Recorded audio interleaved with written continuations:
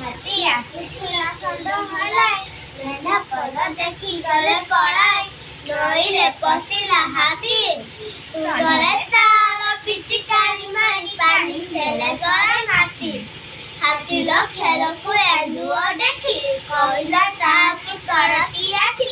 ଅସନା କରୁଛ ପାଣି, ଜୀବନ ପାଇଁ ଟିକେ ବିପଦକୁ ଡାକି ଆଣୁଛି ଜାଣି ଜାଣି।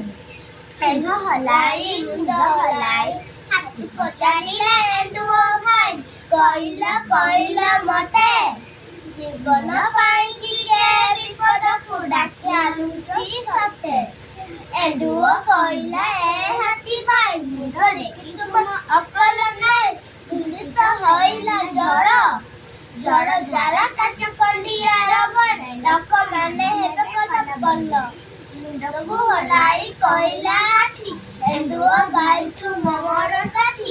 ମାନୁଛି ତୋର କଥା, ସାନ ଝିଅ ସିନା ଭଲ ପଲ କଥା, ସାଇ ଦିଶି ତୋର ମାଥା। ହାତୀ ତୁ ଏଇଠାରେ କଣ ଶିଖିଲୁ?